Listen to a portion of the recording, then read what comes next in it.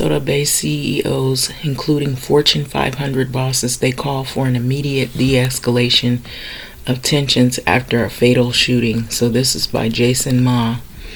It's a short 2-minute read, and it shows federal agents that point weapons amid tear gas fired at protesters January 24, 2026 in Minneapolis. So Minnesota business community has been largely silent amid the President Donald Trump's immigration crackdown in the state despite widespread backlash.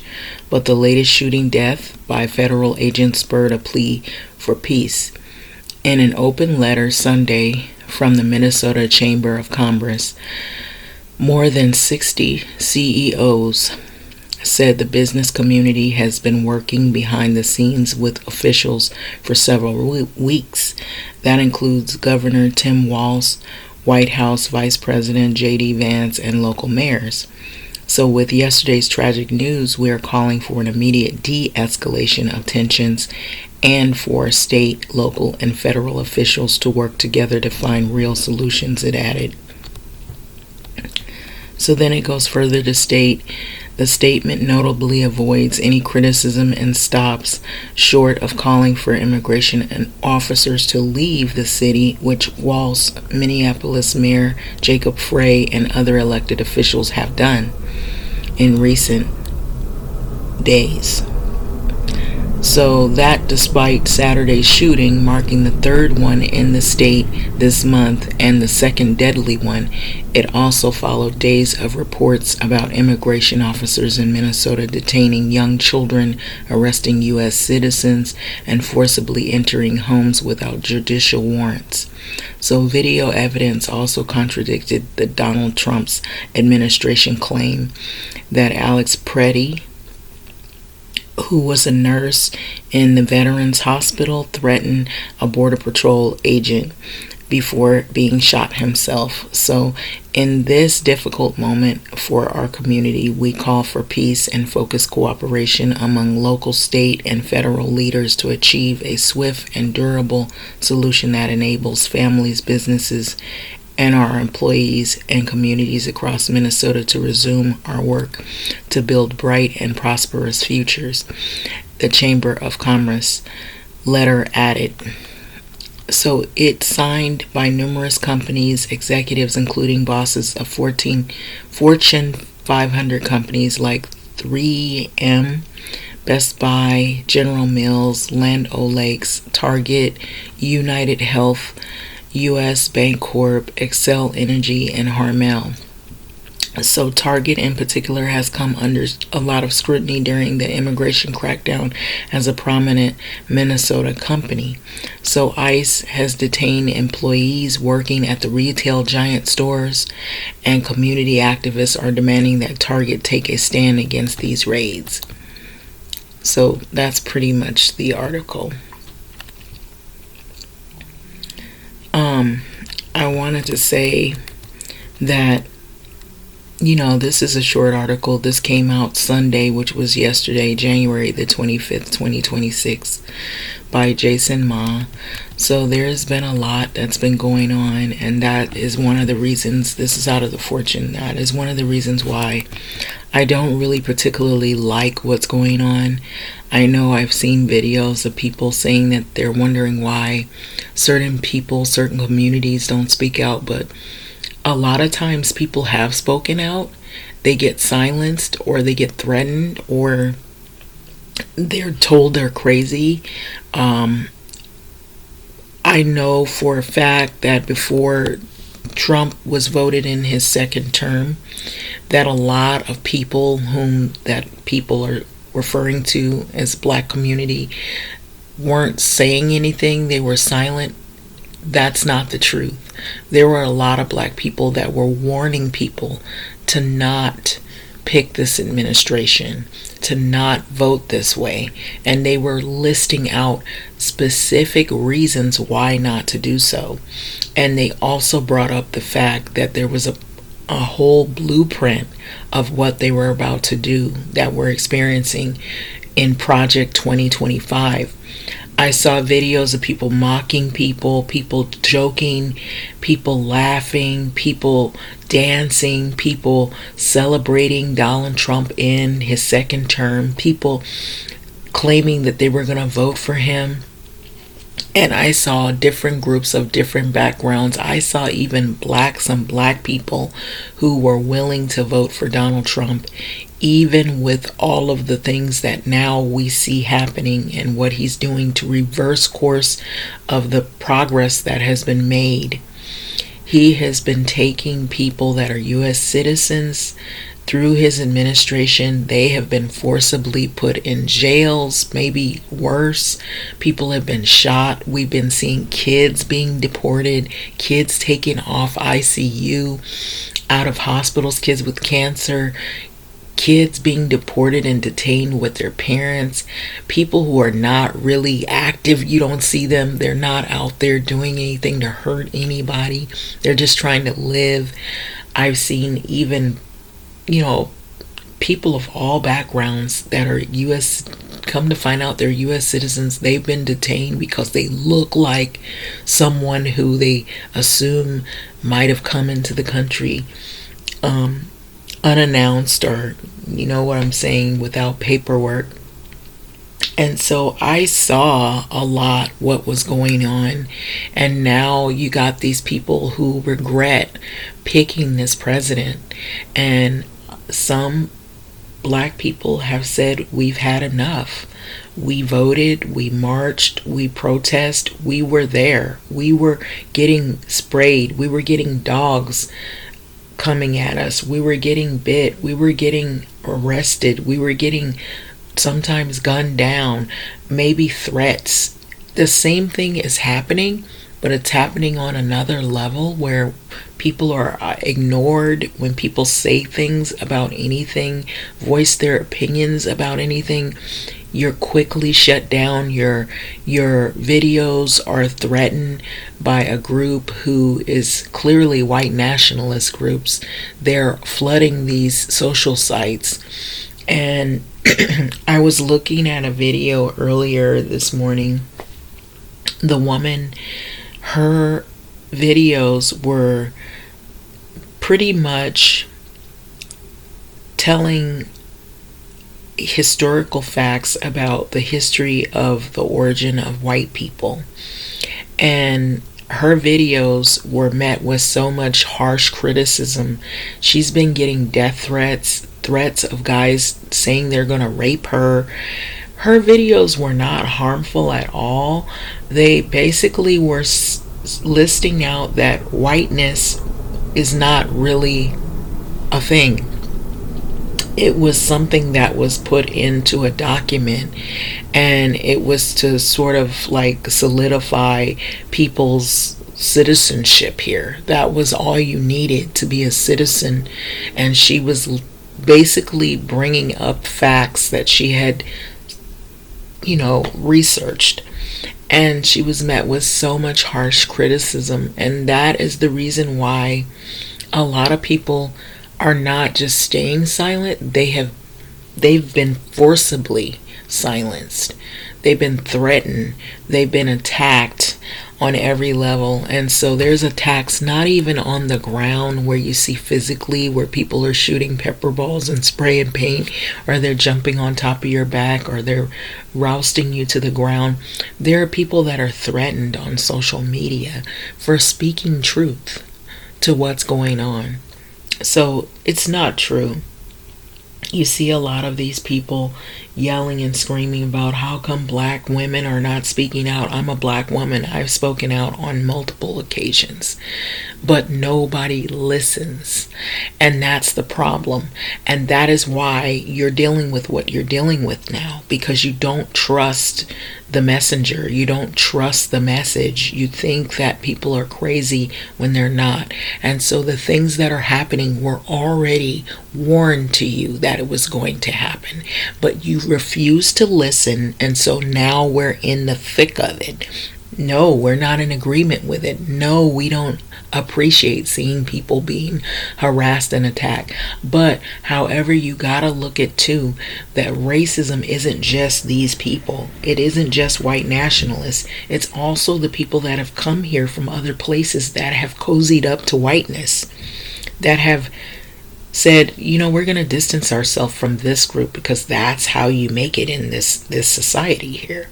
So you have okayed yourself with this whole concept of whiteness, but now it's flipped its head on to you, to where it tells you you are no longer welcome. And so that is what is bothering you. And we warned you long before this man was put into office. Even the first term, there were warnings about what was going to happen. Now we're here. And so I can tell you, I've been in the state of California for many years, and I've seen many different people from many backgrounds. I'm not originally a Californian, but I went to school with kids who, in a school, private school of predominantly white children, and their parents were wealthy. And what I do remember, which was not very long ago to me in my mind, because I have a very sharp memory, is that last I checked, they weren't really accepting Hispanic community. It was an exclusive club. And we already knew we were kind of out of that. But unfortunately, you had other groups that didn't. They didn't recognize those signs. They tried to cozy up to it or become adjacent to it. And what I mean is, you tried to live this life where we don't look like black people, we don't particularly look like you, we can pass for something else, we can look this way, and they'll hire us, or they'll educate us, or we are better than this group because we have another language, another culture. You have people coming from other countries.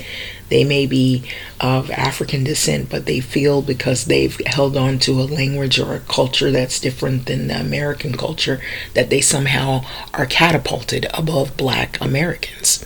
So we've been met with a lot of negative aggression over many, many decades by different groups. It isn't just white nationalism. So now that you're here in this situation, you're mad because you assume, and I'm going to say this very strongly, you assume that we're not speaking out. We spoke out. We spoke out before this even unfolded. We spoke out before January 6th unfolded. We spoke out before he was voted into office, which I don't believe it was actually done correctly. I think that there was some rigging going on. I will say this. We're not even in the first year of this. And look how crazy things are. It's sad.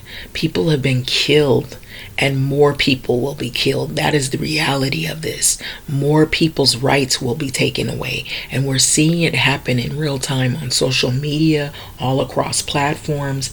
There are people from all groups who step and fetch. It isn't just certain folks. I've seen it even in the black communities, where we got people who they try to cozy up to whiteness and they try to be Uncle Ruckuses. I've seen all of it. I've seen it in with women, and I've seen it with men too. And I've seen it with these other groups that come over here. They figure if we just cozy up to this group, that will be accepted. Everybody's trying to lick boots. But now the boots are kicking you in the face, kicking you in the behind. So this is where we're at.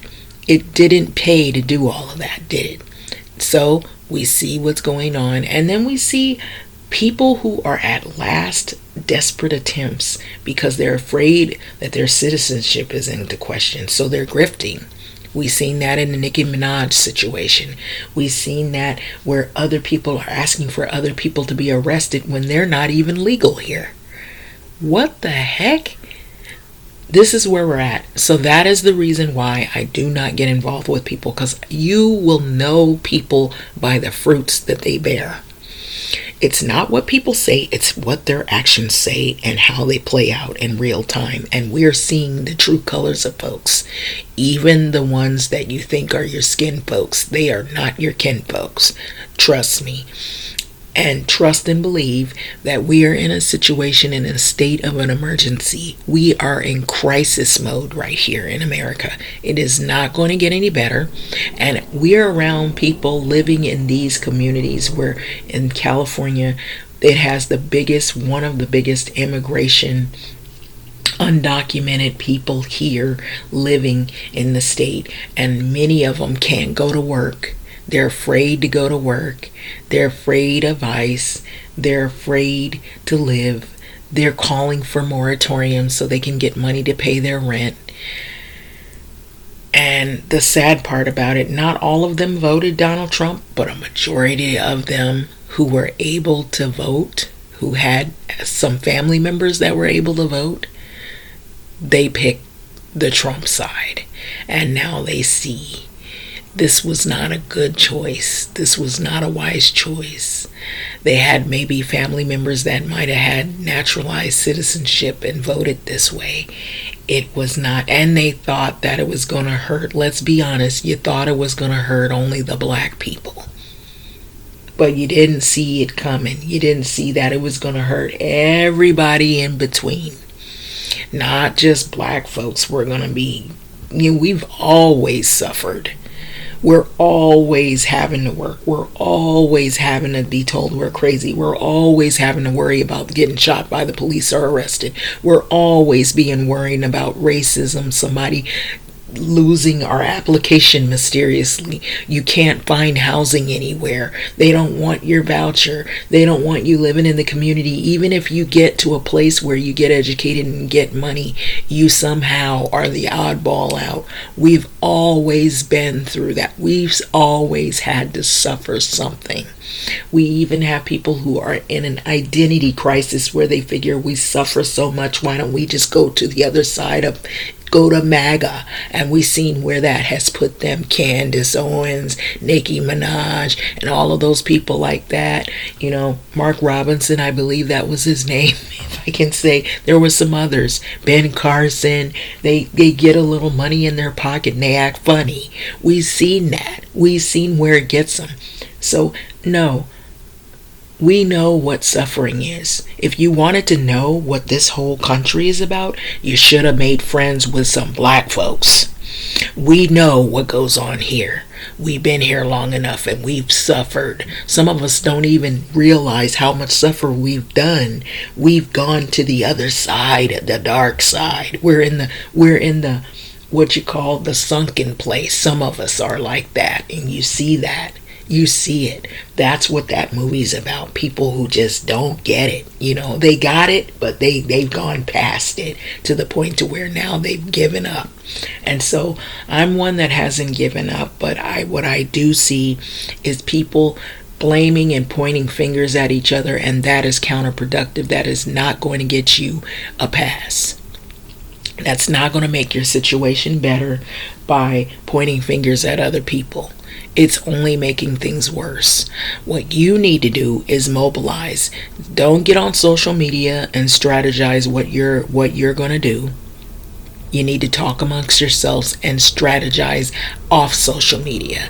You need to stop talking about what you know, and it's black people included, and stop putting these videos out about what you know, this is going to happen, and you want to make everybody think you're so smart. Well, guess what? That's not smart, because all of these sites are now probably, they're watching, they're listening to your strategies. So what you need to do is mobilize behind the scenes.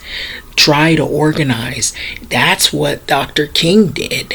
He didn't get on TV and blast everything. He didn't do that until they finally organized and they set up what they were going to do, and you saw the demonstrations and they practiced how they were going to handle themselves. But this, I will say, by and large, is not going to get better. It's going to get worse. It's going to get even worse.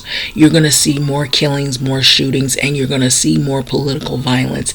And I wouldn't be surprised if they're targeting some of the people all the way in Washington, which I believe they are. They're getting death threats every day. And so you need to be proactive. You do need to stay on top of what is going on. As depressing as the news may be, Don't turn your head away from it, because everybody's involved in this.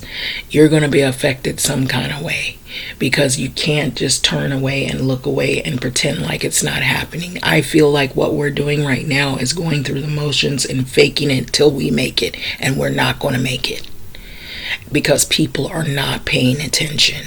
You didn't pay attention before you voted him in, and you're still not paying attention because you're looking for somebody else to be a lapdog. You gotta mobilize, and you gotta do it in a way where it makes sense. Like they say, make it make sense. And to point fingers at other people and blame and name blame and call other people out because of your negligence and your ignorance is wrong. It is not going to give you a pass. But that's either here or there. So I'm going to let this ride. But this is not getting any better. Not at all. What you see is what you're getting. That is what is happening. What you see happening is what you picked, what you voted for, what you see happening. I don't feel that people should deserve these treatments, but think about how you cozied up to whiteness, how you cozied up to the racism, how you treated people before Donald Trump was voted in, what your views were. Start looking at your own faults and your own mistakes. Think about what you were doing before you picked this administration. That's for those who did that. And I know not everybody did that, but some of them did. And now it's blowing up in your face, literally blowing up in your face.